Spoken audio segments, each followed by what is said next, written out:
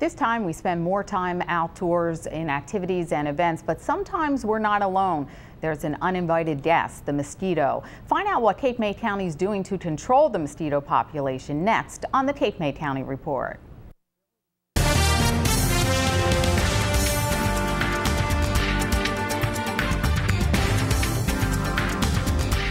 Welcome to the Cape May County Report. I'm Lenora Bonafonte, Cape May County Communications Director, along with Freeholder Kristine Gabor, and joining us today is Dr. Peter Bosak, who's the Superintendent of the Department of Mosquito Control in Cape May County. Thank you for joining us, Doctor. My pleasure. Freeholder, one of your duties is the fact that you oversee the Mosquito Commission, the Department of Mosquito Control in Cape May County. Why is it important that Cape May County takes a lead in making sure that we control the mosquito population? Well, for our residents, it's a health issue. We want to make sure that everyone's safe, as mosquitoes do carry disease, and we have to make sure that we keep that under control as much as possible. But we also have a very large tourism industry here, and we want to make sure that when our people are visiting the area, they're comfortable when they're outside, and they don't have the nuisance of too many mosquitoes. And as well, it's a health issue for them. So it's not. So it's more than just for tourists or to do activities outdoors, but the fact that it can be a health issue. Absolutely, and but treating the mosquitoes is also, we want to make sure that we do that as safely as possible. And the techniques that are used now really do minimize the need for pesticides now, so which is a wonderful thing for all of us. So we make a large effort to make sure that we do whatever we can without resorting to that.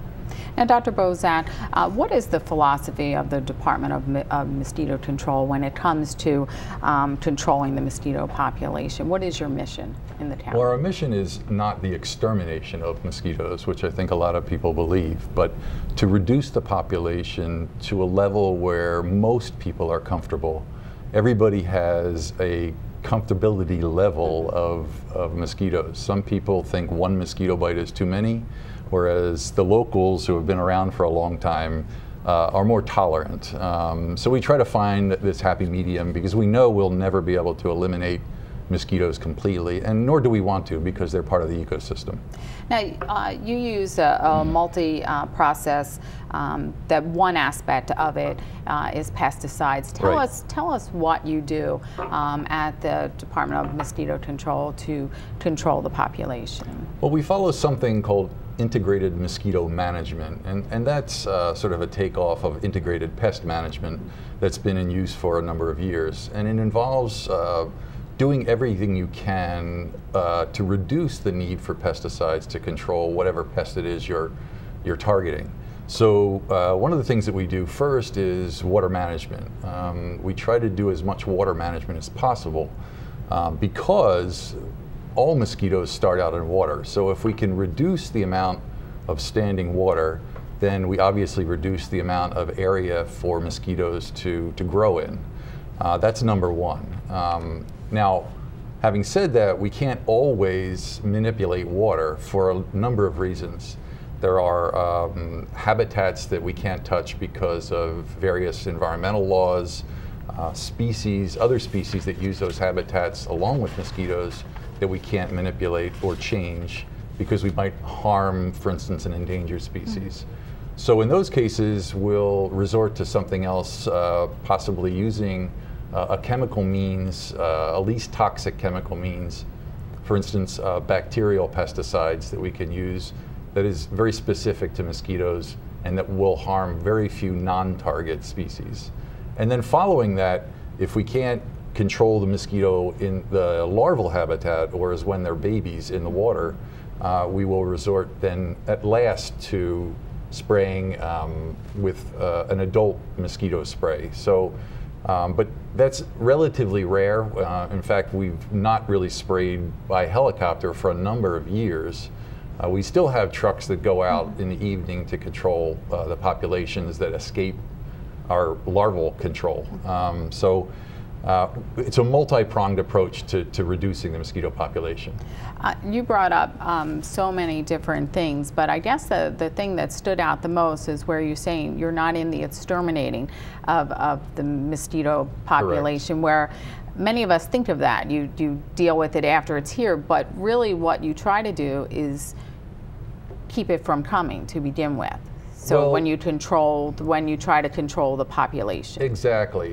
When you have mosquitoes in the larval form, or we'll call them baby mosquitoes, that look like little worms and they live in water, they're concentrated. So they're in very defined areas. For instance, a low area in your yard that might hold water. There may be thousands of mosquitoes in that little area. We can control them much more easily than if we had to wait until those mosquitoes were flying and on the wing and then covering miles of airspace, which would require a whole different approach and something that we really would rather not do. Now, this time of year, of course, we're all thinking of the mosquito. We go outdoors in the evening, we're confronted by it. But in the Department of Mosquito Control, your job starts well before the season begins with trying to control the population. Tell us about your staff and some of the different things you do throughout the year to prepare for this time. Yeah, we work 12 months out of the year. So many people always ask us, what do you do in the wintertime? There's no mosquitoes. But the truth is there's plenty of mosquito habitat that is waiting to produce mosquitoes. So much of the work we do in the wintertime is to clean up areas that might be holding water. For instance, the recent superstorm Sandy that knocked a lot of trees down. Those trees will block up ditches and waterways and hold water. So we go in the wintertime and we do a lot of outdoor ditch cleaning, removing of trees, branches, leaves, all those things to keep that water running so that come spring, we don't have those pools of water sitting around producing mosquitoes. And when the Department of Mosquito Control does this, Freeholder, they also are assisting the other municipalities and working with other communities to accomplish projects. Yes, when we have some equipment that is very specific in nature to what the Mosquito Control Department uses, and they also can be beneficial to other projects that municipalities need done for the environment. So, and they're taxpayer owned because they're county owned equipment. So if a municipality has a need for a project, we would much rather have them use county owned equipment and save the cost to the taxpayer of that municipality for them having to rent or purchase something that they may not use very often. So that county equipment is available to them, and we like to partner with municipalities for projects whenever we can. Now, Dr. Bosak, you mentioned Superstorm Sandy and the fact that with the debris, cleaning up the area so that water doesn't get trapped in there, because your concern is about standing water and the amount of water. With the rainfall that we've had this year and just in the past recent months in June, the heavy rainfall, what does that do to the mosquito population? Well, the one thing that's slightly different about this year is that we've had regular rainfall, whereas spring is usually wet. I mean, that's kind of a normal situation. And what's interesting is most people just think of a mosquito as being a mosquito, but we have 45 different species of mosquitoes in Cape May County, and they all have different time periods that they're active. We have some very early spring species that only arrive right after the winter, subsides, and then they disappear, and then we get another suite of mosquitoes that come up and become a problem. So we're constantly changing our approach to cleaning up different habitats and controlling those kinds of mosquitoes that could cause nuisance down the line. So there are different types of mosquitoes that come at different times, and now you said there's 45 species that you found that are prevalent in Cape May County. Overall, how many different species of mosquitoes can be found in other areas? Well, there's 63 in the state. And we have a mosquito ID specialist on staff, and this person does nothing but look at mosquitoes all day long. So one of the big parts of our program is what we call surveillance. Because you can't control an organism or a pest without knowing how much of it is out there, what type of pest it is, and where it is. So all of our surveillance through all kinds of trapping techniques that we use, collect all these kinds of mosquitoes, and then we have them brought back to the laboratory. We have them identified, and then we know, based on what kinds of mosquitoes, maybe where they're coming from, what are the hot spots in the county, All of these things go into play because of surveillance, and that's really an important part of our program. So to the general public, we might say, you know, we don't care. A mosquito is a mosquito. Exactly. You know, it's a nasty pest. You know, I don't want it here. But in order to control it and prevent it from fostering here in the county, you need to know what it is so you could get rid of what brings it here. Exactly. This is where the science comes in. Is every single species that we have, we know its entire life cycle. And this has been accrued over many, many years.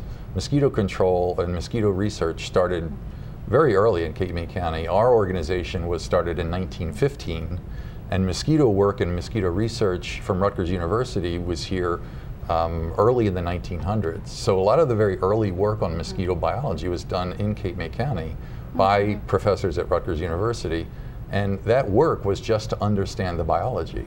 The classic mosquito that most people in New Jersey refer to as the state bird is the salt marsh mosquito.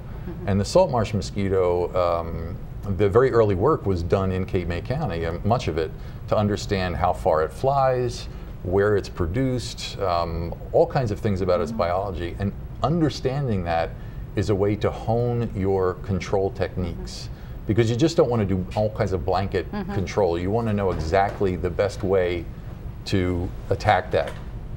Well, you know, it's funny, through the years you'll hear different people saying, you know, we shouldn't be doing pesticides, we shouldn't be controlling the mosquitoes. But if nothing were done, and as you said, you've been in existence very long in Cape May County, if nothing was done through the years, would we be able to go outside? Probably not. Yeah, most people would not be able to tolerate the number of mosquitoes, and I don't think the average person has any real sense of what it was like back in the late 1800s or when Cape May was being settled, as far back as the 1700s, and even as far north as you know, the Meadowlands up in Newark and on the borders of New York. Those areas were really heavily infested with mosquitoes, and mosquito control actually allowed the flourish of businesses and an industry, because it controlled the mosquito and allowed people to be outside. Now, Freeholder, you also oversee the Department of Health, and the Department of Health works hand in hand with the Mosquito Commission in different areas in trying to prevent the carrying of disease such as West Nile and Tripoli. Why is it important that we look at those aspects and control that disease jointly before it would come into the county? Well, absolutely, it's important because it's general health of our population, whether you live here or you visit here. So we want to make sure that people are healthy and they're not at risk for disease caused by these mosquitoes. So it's just very important for the general health of the population. We're going to take a break, and when we come back, we're going to take a look at some of the programs that are in place in Cape May County that test for West Nile, Tripoli, and more about mosquito control in Cape May County. So please stay with us.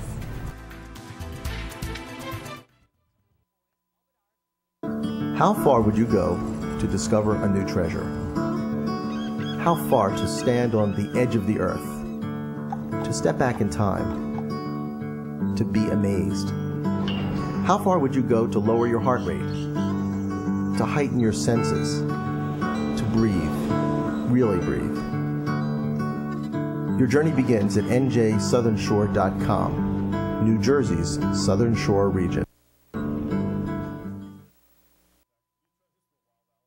How far would you go to feel young again? How far to capture the sun, to walk in the wild, to celebrate new traditions?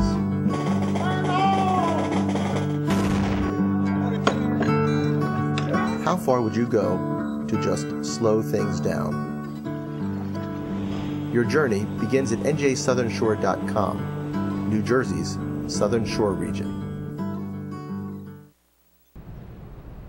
Welcome back to the Cape May County Report. I'm Lenora Bonafonte, Cape May County Communications Director, along with Freeholder Kristine Gabor, and we're talking today to the Superintendent of the Department of Mosquito Control, Dr. Peter Bosak in Cape May County. We've been talking about mosquito control in Cape May County, and one of the things that the Department of Mosquito Control does, along working jointly with the Health Department, is to try to track and test for the insurgence of West Nile virus or EEE into the county. From the Department of Mosquito Control standpoint, what do you do to test for these diseases coming in? Well, Cape May County is in a great position because we're actually the only county that has our own testing laboratory. So what we can do is we go out and we collect mosquitoes, and we actually target certain species depending on their role in disease transmission, because not all mosquitoes carry West Nile virus or Eastern equine encephalitis. So we target our trapping techniques to certain species, then we bring them back to the laboratory. We separate them out based on a number of different characters, and then we hand them over to the laboratory staff. And what they do is then they actually grind up the mosquitoes into a mush, and they then look into that mush for RNA of viruses. So we're actually looking at the virus RNA, or looking for virus RNA in those mosquitoes that have been ground up. And that way, once we get an isolation, we know exactly where that mosquito came from, what kind of mosquito it was, when it was collected. So then we can tailor our control measures to a very specific area if need be. So where there might be a pond or an area where the mosquito are, and then once you know the mosquito came from there, then you could treat that area. Exactly, and this goes back again to the biology. So if we know the kind of mosquito that was positive for any particular virus, we can then locate the habitat knowing their biology, and then possibly control the exact habitat that those mosquitoes came from. Now, with the testing that you've done this year, have you found positive areas for West Nile or EEE in the county? We have. We've actually found 2 positives for West Nile virus in 2 groups of mosquitoes, both from exactly the same spot. And then we've also found 1 isolation of Eastern equine encephalitis from another area of the county, and so we are keeping a close eye on those things. These particular mosquitoes that we've found the virus in are not good transmitters to humans. They actually transmit the virus between birds. So the mosquitoes that we're looking at are bird-feeding mosquitoes right now. And that's good because it gives us an early warning sign, or an early warning or early indication of virus in the bird population before it gets into the human population or into the horse population. And the Department of Health does collect and test dead birds that are found, dead crows, and they test for it as well. So then it's important then because you can control it before it would go to the human population. Right. What we do is we use those birds as another indicator or another barometer, if you will, of virus. Now, birds are becoming more and more immune to the virus, so they're becoming less attractive as far as indicators. But when we do get a dead crow or a related bird like a blue jay, we have that bird collected, or the health department actually goes and collects that bird and processes it and sends it to the state for testing. And that way we get the results back and we know whether or not we need to look at that area for, say, mosquito surveillance. Do we collect more mosquitoes from that area where that bird came from? Now, when people hear West Nile or EEE and you say there's positive areas, we don't want to concern people. People get concerned about that. How is it transmitted to humans? Well, it's transmitted most of the time by a mosquito bite. So it gets a little complex because the birds are carrying the virus. There are certain mosquitoes that feed on those birds and they move it from bird to bird. So typically what happens is we see an amplification of the virus through the summer months. So as we get further into the season of summer, the incidence of West Nile becomes greater because it builds up in the population. Now there are other mosquitoes though that feed on both on birds and on humans. So it's those what we call bridge vector mosquitoes that pick up the virus from the birds, and then the next time they bite something, they might go to a human instead of a bird, and they're able to pass that from bird to human. So, you know, we've been talking about controlling the mosquito population, but once the mosquitoes are here and we're going out at different times and you're getting bit by mosquitoes, what can the public do to protect themselves from the mosquito? Well, there's a number of things, and this is kind of the standard mantra, and that is you want to limit your activity at dawn and dusk, because that's when most mosquitoes are active. You want to wear long sleeve shirts and long pants. You want to use a repellent, which is very important. We still recommend DEET as the ingredient of choice, and you can find that in almost any repellent from 10% all the way up to 100. It's recommended now anywhere from around 25% to 35% active ingredient of DEET. And it's safe? Offers you the best protection. Nothing is completely safe, but it's been used for a very long period of time and has very low toxicity to humans. Yeah. Now, you talked about the different things that you do to control the mosquito population, and standing water is one thing that you try to control. So this time of year, people, you know, have bird feeders, they have ponds on their property. What should they be doing to eliminate the areas where mosquitoes may breed? This is especially important given all of the frequent precipitation that we've had, because these containers that people leave around, especially, and that could be anything from a soda can laying in the yard, to a bucket, to a rain barrel, to gutters that have been clogged. Anything that can hold water is a potential area for mosquito production. So after every rain event, people should go out and empty every single container and get rid of any standing water, because those areas are prime habitat for mosquitoes that actually transmit West Nile virus. Now, throughout the year, you work with many different departments and entities to clean up areas, to control mosquito population. Tell us some of the different projects that you work on and some of the different organizations that you work with in the county. We actually work with many different organizations, local and state. We have strong connections to the Office of Mosquito Control Coordination, to DEP, to Fish and Wildlife, and we assist, and our partnerships have partnerships with them in various ways and for various projects. Recently, for instance, we've been working on Coxall Creek in Lower Township to help introduce more salt water into that marsh so that it kills the Phragmites reed that has taken over that marsh. And what that does then is changes the habitat and reduces the mosquito larval habitat, so it helps us in terms of controlling mosquitoes, and in turn it makes the habitat better for wildlife and for people. Now, Freeholder, you know, you're always concerned about making sure that other municipalities know and organizations know that the county is available and here to assist them. Why is it important that we work with the other areas to control this? Well, as the doctor had said, it helps the environment. It helps birding and wildlife. We also have a large birding enthusiast community here. It's part of our tourism industry, and we're looking to increase that. So we want to make sure that any habitat here that can attract birds and wildlife that are friendly and would improve tourism, working together we can accomplish some good things. So we want to work with any municipality in the county that has a need for our equipment, and we can help in any way to enhance the environment for our community.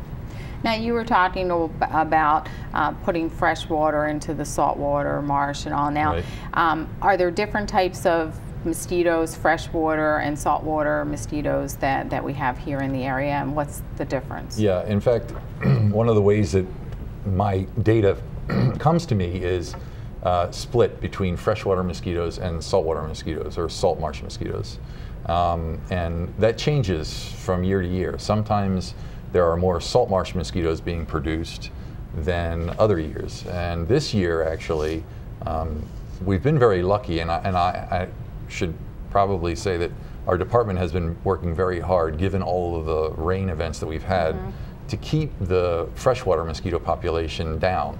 And really until just the last 2 weeks have we seen sort of an upswing in mosquito populations, and mostly that is actually due to salt marsh mosquitoes. So we're working right now to try to eliminate those mosquitoes and bring the numbers down so that everybody can go outside and enjoy the outdoor activities. Now, let's play some truth and myth over here about the mosquito.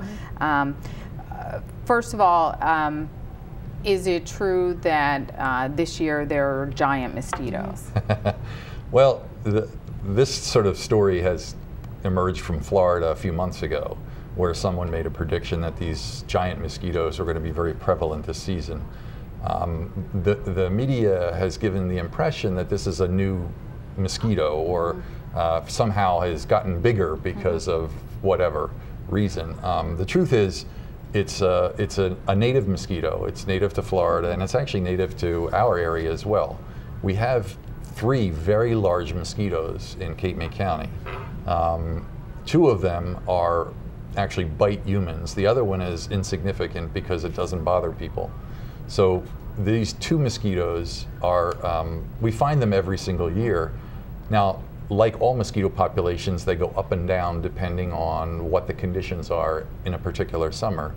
And this year, we did find a few of these large mosquitoes, but when I say a few, meaning 3 in total so far, it's not much. And we've never had huge populations of this mosquito, but it is native and it's nothing unusual. It's out there all the time.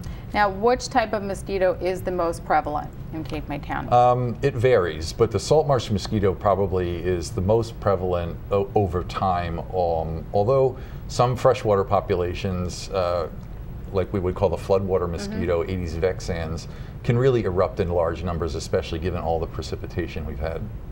Now, I know you said you're not in the mosquito exterminating business, but we are. We want to exterminate them when it's in our property. Yeah. So I see a plant, it's supposed to get rid of mosquitoes. Yeah. Should I buy it? Probably not. Most of the things that you see that sound too good to be true, as the old adage goes, are probably too good to be true. So really do your research. There's now, of course, you can go on the internet and you can find lots of good information.